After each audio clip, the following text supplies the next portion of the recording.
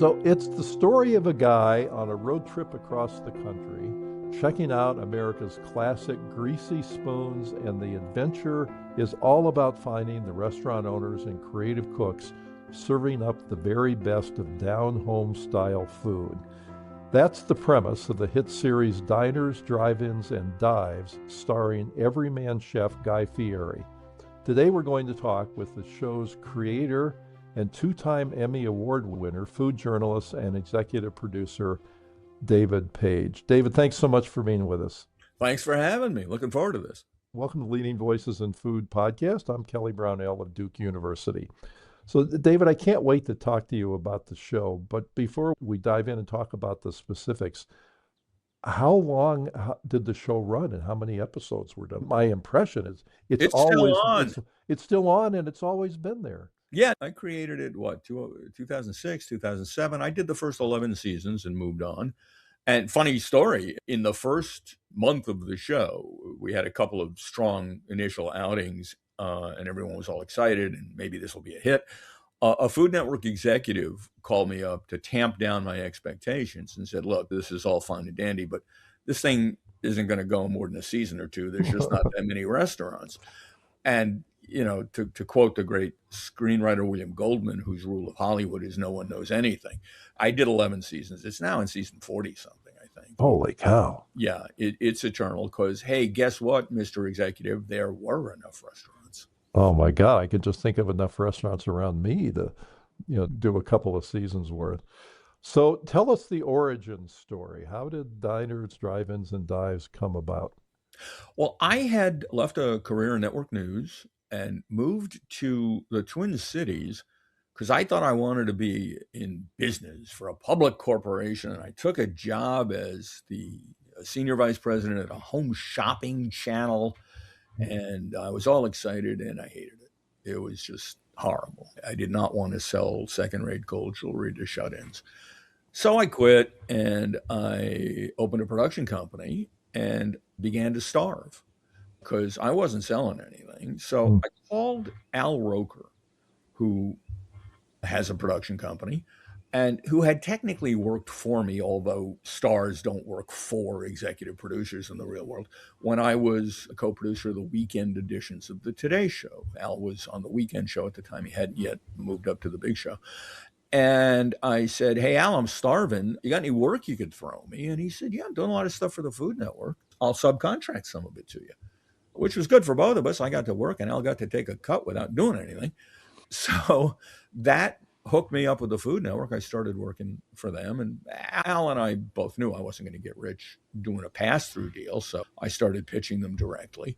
And I was getting nowhere. There was this very nice development exec who would talk to me on the phone, and everything I proposed, she would shoot down.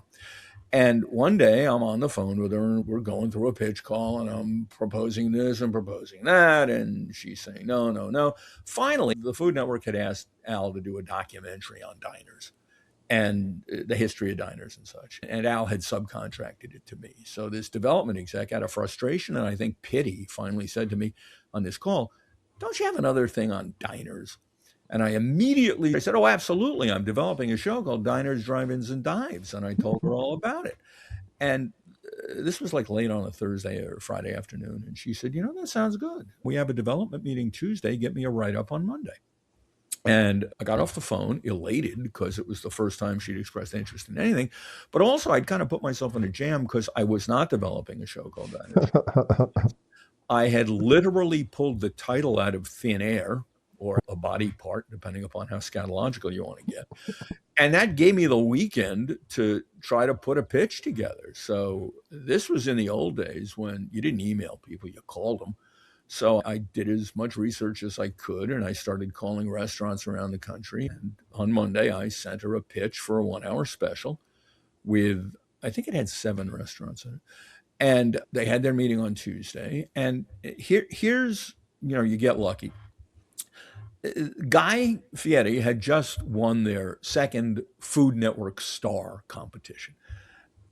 Back then, they naively believed that contest was going to generate them a new star every year, someone who would be a big deal for them. In fact, Guy's the only one who ever made it.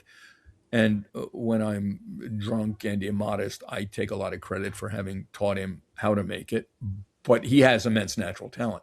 Anyway, they wanted to make Guy a star, and they were trying to get a primetime show for him. And big deal major league production companies had been asked to come up with proposals, which had not come back yet. And they figured, what the hell, let's do a special with Guy just to keep him on the air so people, wouldn't forget about him. So they picked up this special from me. It was going to be a one shot deal.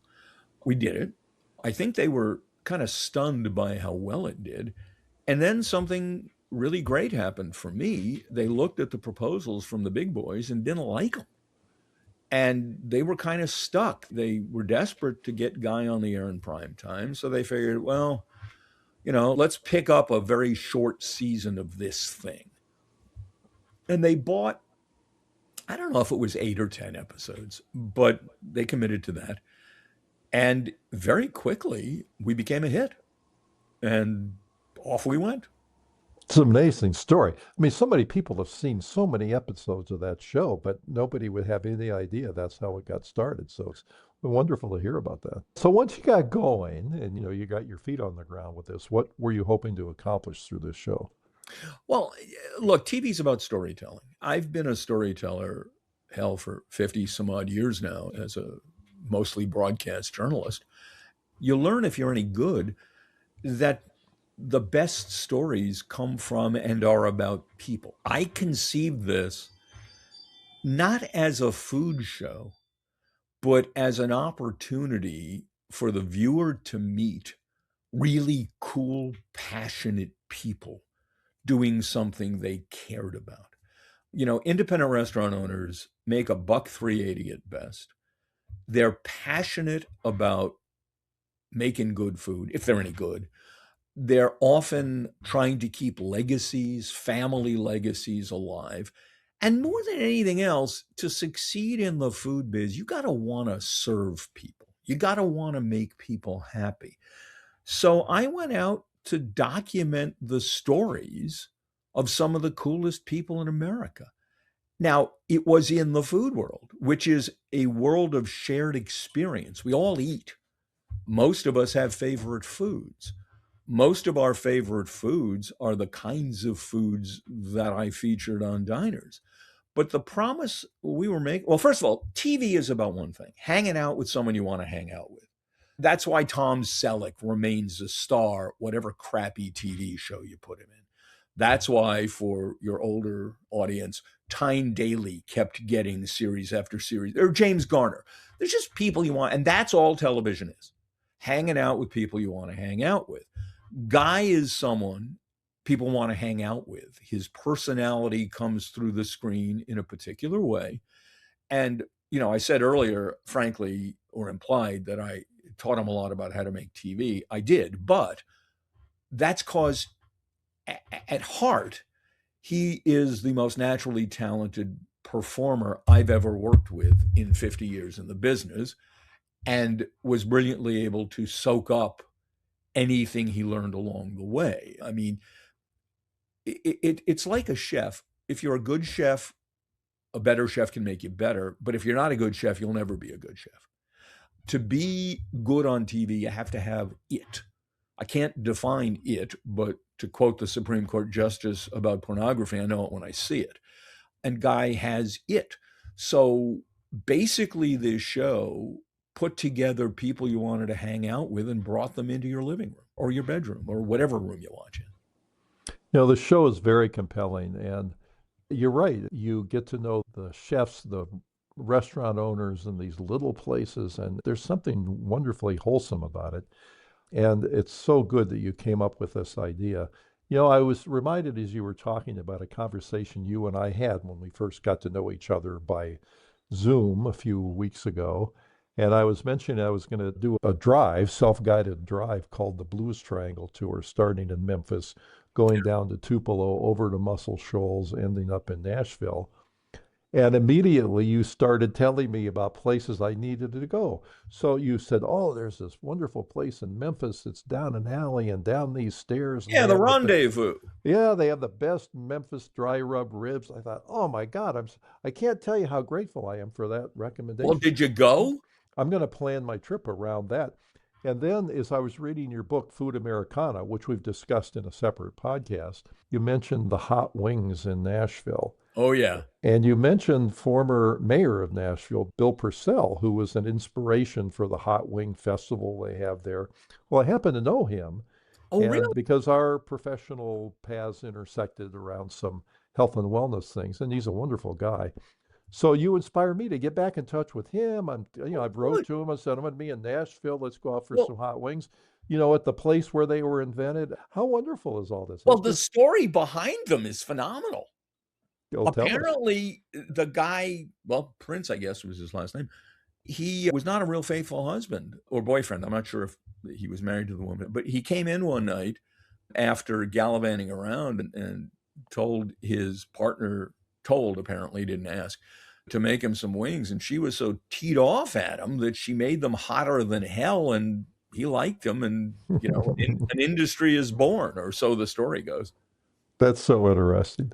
So tell us some of your most memorable experiences doing the show and some of the places you were, the people you met. There must be so many that stand out, and you did so many. But give us a few Well, examples. I understand. I kind of lost out on part of this. After the Mhm. first season, I was back at home base putting the show together. So Okay. my in-person experiences were somewhat limited, although I made some phenomenal friends in the course of it. Louis Miller's Barbecue in Taylor, Texas, Mm. which I visited. It's a legacy joint, open 80 some odd years at this point, in a converted, they always include the word girls, a converted girls basketball gym in this small town in Texas. And when we went to shoot there, Louis Miller had passed away. His son Bobby was running the place. Bobby has now passed away, and his son Wayne has the place. But I just fell in love with Bobby, who Mm. was dry as a bone and hilarious. I mean, guy says to him, "Well, what are you going to cook these over?" Expecting post oak or mesquite. Bobby looked at him and said, "Wood." I said, "Oh, so that's how it's going to go." And that's how it went. Now, we started at 3 in the morning. That's when they start the fire. And, we're in the middle of an interview in front of one of the pits, which was at that point, I don't know, maybe 60 years old. And without looking, without checking, Bobby turns around and starts moving briskets from one part of the pit to the other. And either I or Guy said, "Why are you doing that? How do you know to do that?" He said, "They needed it." Mm. It's that kind of innate understanding of his food, his technique, the pit, which had a personality of its own, and he understood it. It was just extraordinary. Now, it's the best barbecue I've ever had. The brisket there is extraordinary. It's unbelievable. They make their own sausage out of bull meat. Again, food of the poor. Barbecue started as a way to salvage tough cuts and meat that was going bad in Czech and German owned butcher shops in Central Texas. So it was all about make and do.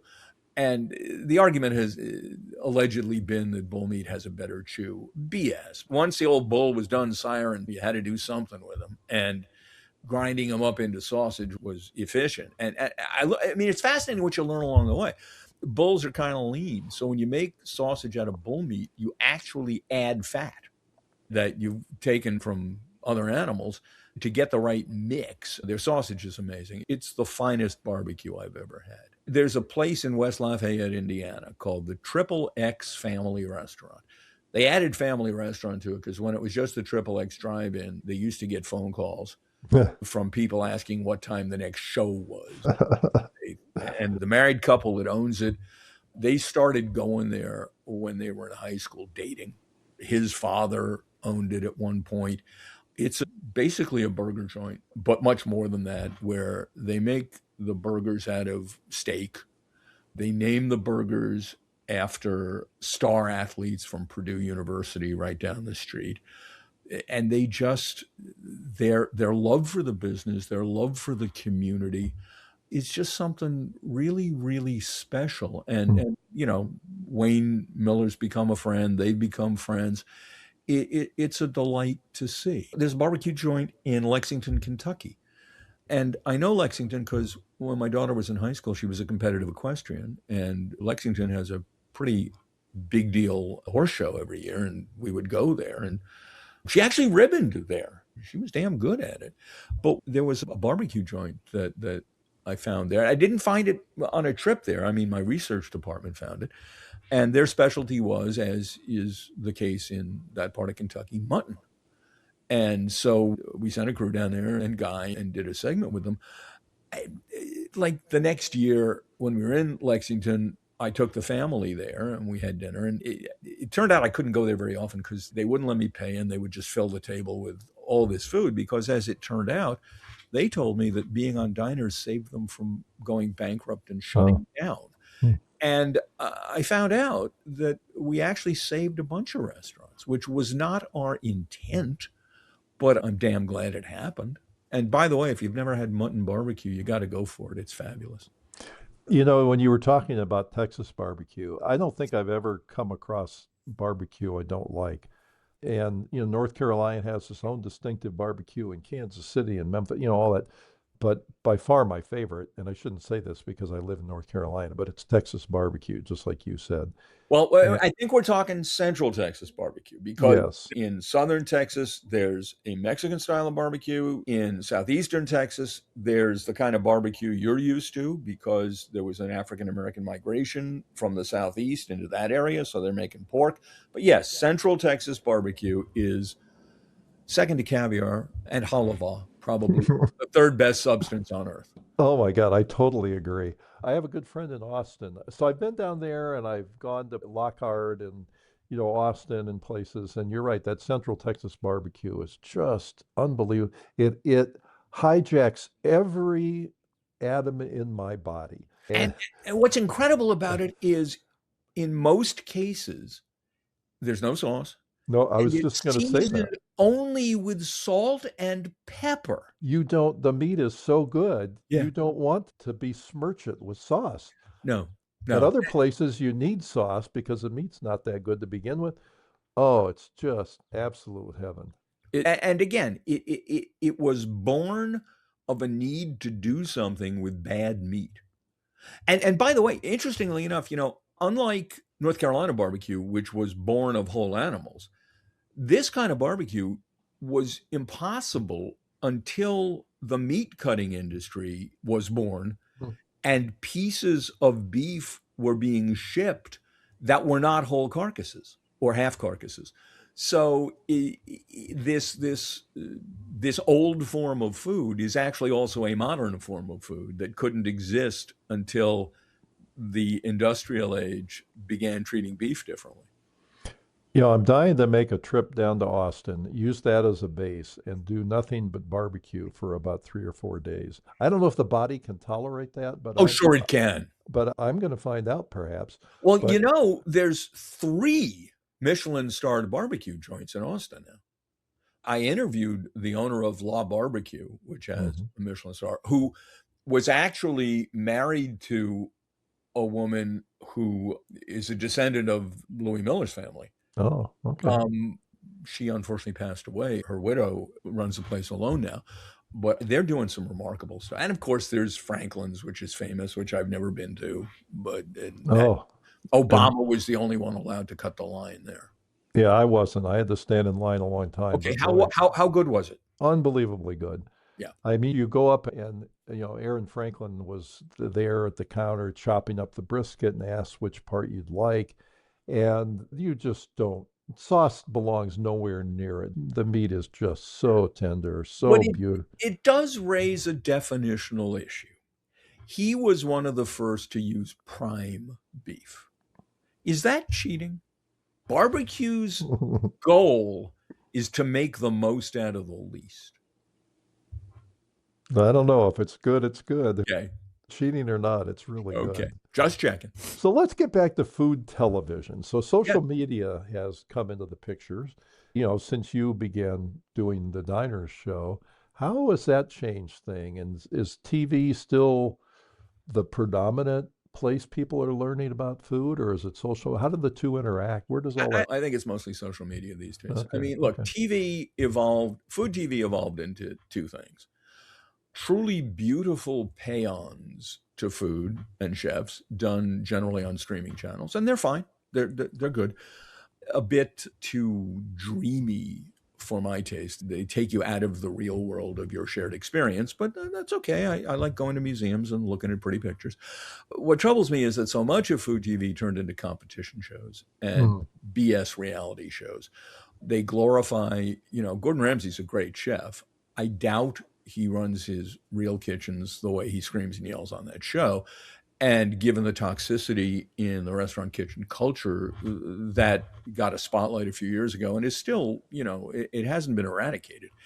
I'm not in love with the glorification of screaming and yelling, but the bear has the same problem. I mean, this yes chef mentality, but it's still it's the French brigade system, and an awful lot of the chefs I enjoy talking to these days will tell you you don't have to do that. Mm. But I think the impetus in food as an audiovisual medium, or food presented as an audiovisual medium, is very much social media these days. And, on the one hand, that's fine. The more interest there is in food, hopefully, the more people may sample my podcast, Culinary Characters Unlocked. Look for it wherever you get your podcasts. But look, I confused the folks at the Food Network by insisting that my show be completely factual. If they would ask me to stretch a point or something, I would say no. I held it to the same standards that I held all the reporting to when I was the senior investigative producer at 2020. I believe you should tell the truth. Well, social media doesn't give a damn. Most food shows, frankly, don't give a damn. But you've got influencers who have their own agendas, who are wheedling free meals out of restaurants. I mean, why the hell glorify to buy chocolate? It's a goddamn chocolate bar, but it's $20. That's ridiculous. Food has been turned into a designer accoutrement. It's a YSL designer bag. That doesn't make me happy. But then again, as a society, it's harder and harder to get people to be interested in actually learning stuff. They want to be titillated. They want to be shocked. They want to be amazed. And look, teaching people stuff or imparting information doesn't have to be broccoli. I believe, frankly, one of the things I'm proudest of is that Diners, while entirely factual, was entertaining as hell. You can do both, but there's no code of honor or honesty or obligation among anybody picking up a camera and going on social media and saying, looking at this. Where could it go? How could it be better? Well, don't take money or free meals to go pump places up. Have some expertise in what you're analyzing. I mean, criticism is fine, but if you don't know what you're talking about, the criticism is not valid. And I look to food critics to guide me toward where I want to go and eat and what I should like and help me broaden my palate and my understanding. Is it entertaining? Yeah, fine. It's okay. But again, I'm a grumpy old man telling kids to get off the shed. So, David, I'm really grateful you joined us today because the diners, drive-ins, and dives is such an important part of American food television history. And it's amazing to hear how it got started and where it went and your vision of how things could be better. But boy, it's just fun to talk to you about food in general and places to eat and the people. And it's just this wonderful world of connection, isn't it? It is. And for example, this conversation, Kelly, I didn't know you until we started talking about doing this podcast. And now you're a new buddy. I love talking Yeah, food with you. yeah, So, me too. Me too. you I know, agree. I agree. I hope we have a lot more conversations in the future. So thanks so much for being our guest today. and thank you for having me. It's been a pleasure. So our guest today has been food journalist David Page, author of a book called Food Americana, The Remarkable People and Incredible Stories Behind America's Favorite Dishes, which is a terrific book. Also the creator of the iconic TV show Diners, Drive-Ins, and Dives. David has his own excellent podcast series, as he mentioned, called Culinary Characters Unlocked, and I can vouch from the fact it's really worth listening to. So again, David, thanks so much for being with us, and I'd like to thank our listeners and Deborah Hill for her great work in producing this series. I'm Kelly Brownell.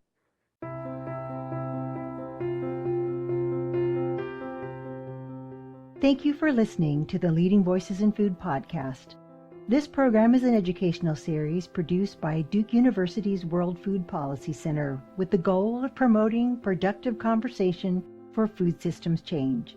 If you would like to subscribe, you can find it on Apple Podcasts, YouTube Music, or your favorite podcast app. Transcripts are also available on the website of the Duke World Food Policy Center.